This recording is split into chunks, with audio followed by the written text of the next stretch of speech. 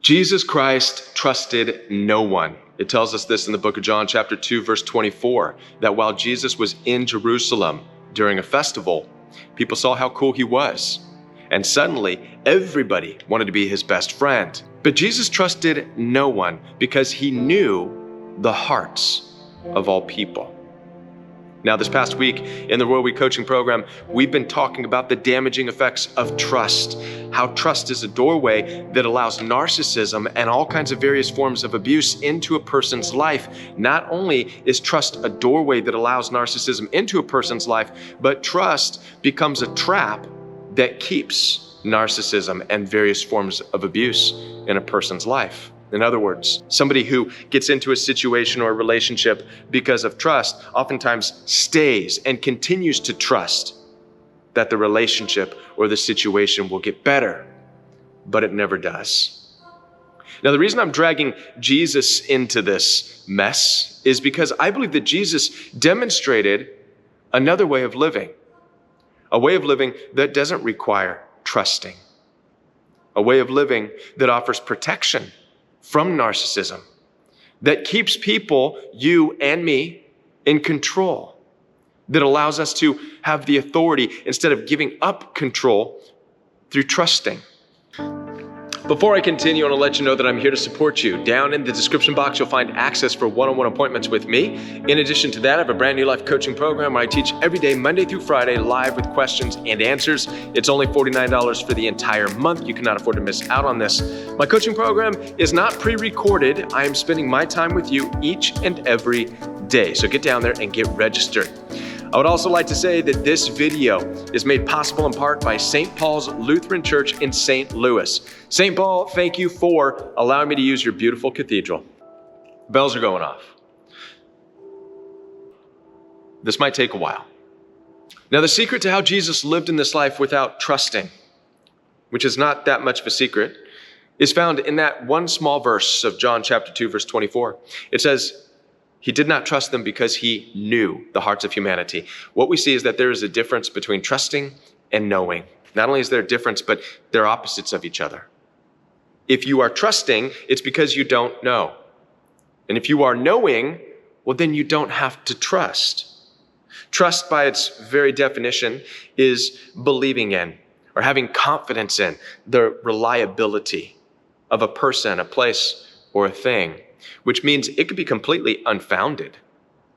It can be imaginary. And oftentimes when you are dealing with narcissistic abuse, when abuses are allowed into your life, it's because of this imaginary foundation called trust, believing that it'll work out, believing or trusting that they'll change, believing or trusting that it's going to be a great thing for you. What's even more dangerous than that is when trusting overrides knowing. In other words, you know they're abusive, you know about narcissism, yet you're stuck in the trap of trusting that it will change. We call this denial. When trust becomes greater than reality, it's called denial. And Jesus showed us and demonstrated that he stayed far away from denial, that he was always in reality.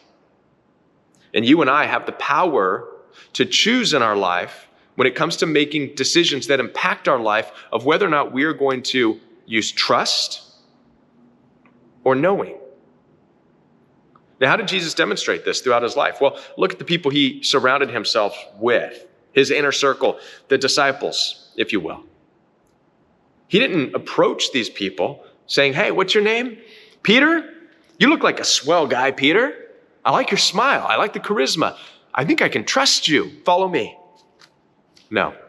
He approached each and every one of them, his close friends, the people he associated with, and he called them out by their name, their last name. He said their parents' name. He knew their occupation. He knew them. This is how he chose his relationships. It's the same power that you and I have to choose our relationships. Some people might say, but Kevin, it's Jesus. He had special powers to know everybody. Listen, there's nothing magical or mystical about knowing, about knowledge. All it takes is time, energy, and effort to ask questions things that we've forgotten about because we've lost patience.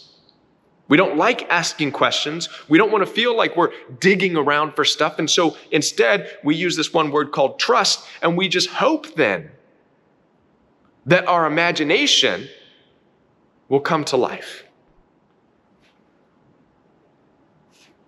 This is harsh.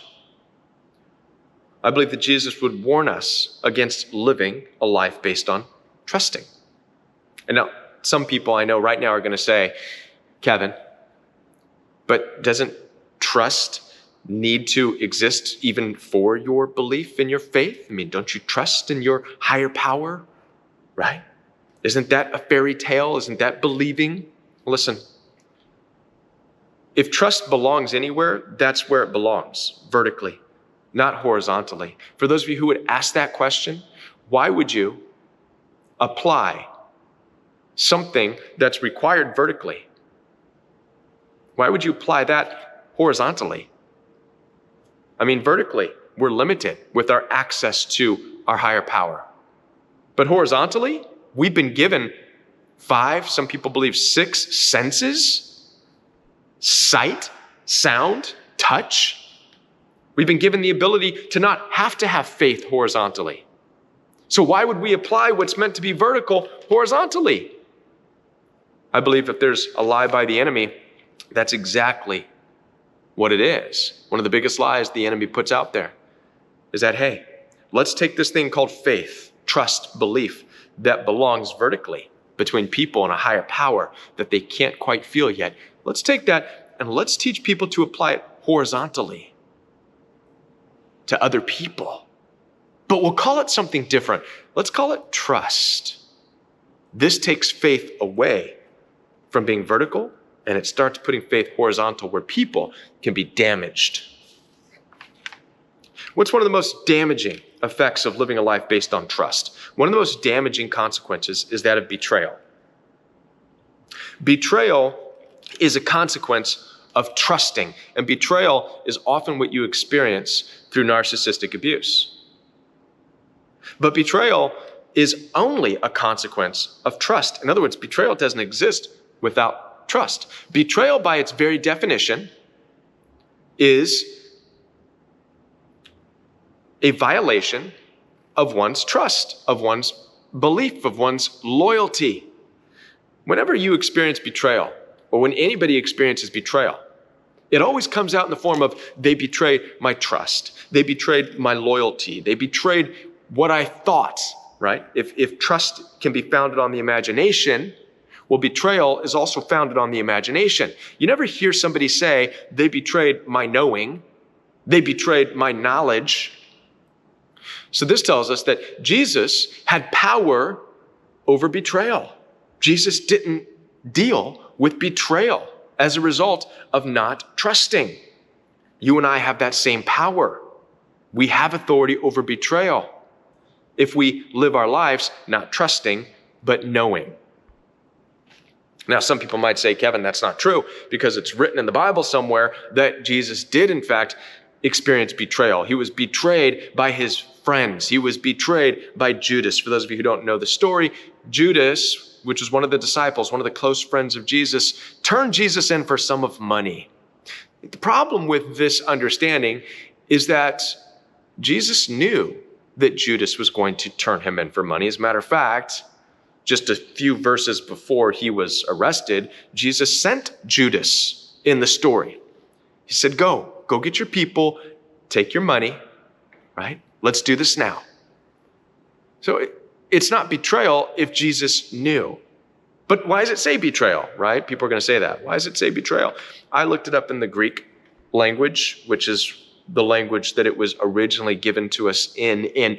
The word paradidomi is what's used. It's not betrayal, it's paradidomi, which means literally handed over. So when it says in the English version, where Jesus says, Judas, you betrayed the Son of Man with a kiss, what's really being said is, Judas, you're handing me over with a kiss, really? Judas, you're delivering me with a kiss? But it was not betrayal the way you and I experience betrayal from narcissism or from believing in and hoping in a relationship that's not real. Building something up in our imagination, holding on to this thing called trust, just to have it shattered in an abusive relationship. That's betrayal. Because we built this imaginary playground and it got destroyed. So why has trust become such an important part of our lives? Well, we've been conditioned in society. Trust is a marketing tool.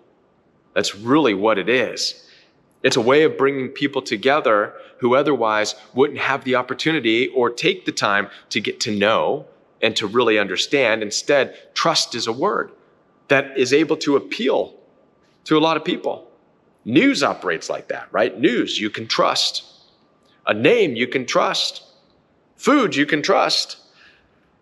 It was discovered at some point that people can get others to buy what they want if they use this word trust. And over time, it's become a staple. It's just become what we do.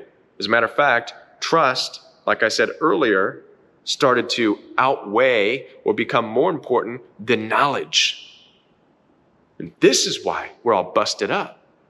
Because if you think about it, when trust is more important than knowledge, when trusting is more important than knowing, then everything just becomes imaginary. Nothing's founded on reality, which leaves people in denial. Many of your relationships with narcissists are based on this. Mine was. I was in a situation that I shouldn't have been in, trusting that I was doing the right thing, trusting that they were going to be the right people, trusting that it was going to change, trusting that it was going to get better, despite the reality with all my five senses going, saying, get out of here. I was still trusting. I allowed trust to overpower my knowing. One of the questions people have is, but at some point we should be able to trust, right? When is it okay to trust? Well, if you look at the example that Jesus left, never. Never trusting, always observing. Observing is what keeps people in the moment. Observing is what allows you to be responsive to whatever's going on. We see this later on as Jesus was having a conversation with Peter. Peter was saying, Jesus, wherever you go, I'll go, even if it means death, right? Jesus' response to that in that moment was not, you know what, I trust you, Peter. No. He said, shut up, you goofball. Stop trying to get me to trust you. I already know you. I know you. Peter, you can't fool me. Here's what's going to happen. You're going to deny me 3 times. And then while I'm getting beaten and crucified, you're going to cry like a little baby and go hide in the corner. That's what you're going to do, Peter, because I know you. I've observed you long enough. I know your routines. I know your habits. I know how you act. I know you. Don't try to get me to trust you when I already know you. Do you see the power in that? There's power in being able to look at somebody when they're trying to say, hey, you can trust me, and you being able to say, I know you. I've talked with you long enough. You don't have to worry about being betrayed. If you're dealing with an alcoholic, and an alcoholic is saying, you know what, I'm going out this weekend, I'm not going to drink anything. You can say, listen, I know you are. Here's what you're going to do. You're going to go out, and you're probably going to hurt yourself and other people. Don't try to get me to trust you, because that just opens up the doorway to betrayal and more hurt. So when we step out of trusting people and we start living according to knowing people, knowledge, understanding them, however long it takes, with patience, we gain power over betrayal.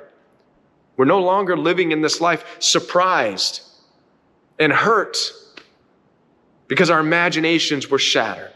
Our hopes and dreams were shattered, right? Last but not least, when we stop trusting, we step out of denial. The most difficult part of this, what keeps us in abusive relationships, what keeps us with narcissists is denial because of trust. Now, I know that trusting is again, a staple of the community, of society. A lot of people operate based on trust, but I want to challenge you with this message. For those of you who have ears to hear this, I challenge you. And I know that it's not going to be that much of a challenge because coming out of narcissistic abuse, you probably have no trust in people. And you're probably wondering if that's a good thing. Maybe you're feeling shame. I would say right now, don't feel ashamed of that.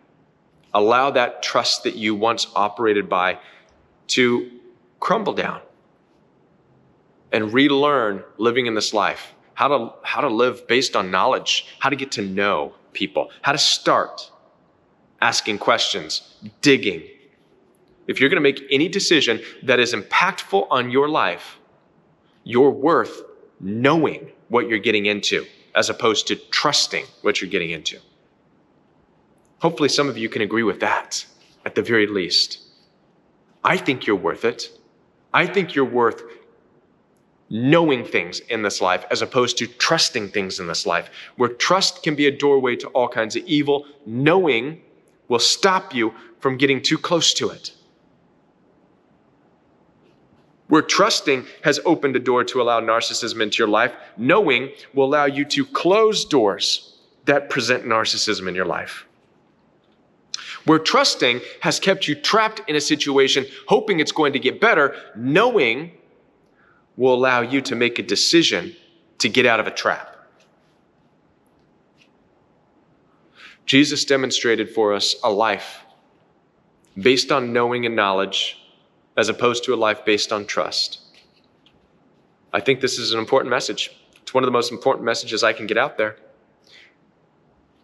Listen, I'm here for your support. Down in the description box, you'll find access for one-on-one appointments with me, telephone calls, FaceTime calls, new life coaching program. It's all available for you. So head on down there, get registered, get started now, and I'll be back with more videos for you right here on The Royal We. Before I go, I challenge you to watch this video. This video is recommended by the YouTube algorithm, and it's recommended for you to watch it. So watch it, and I'll be back with more videos for you right here. Until next time, watch this video.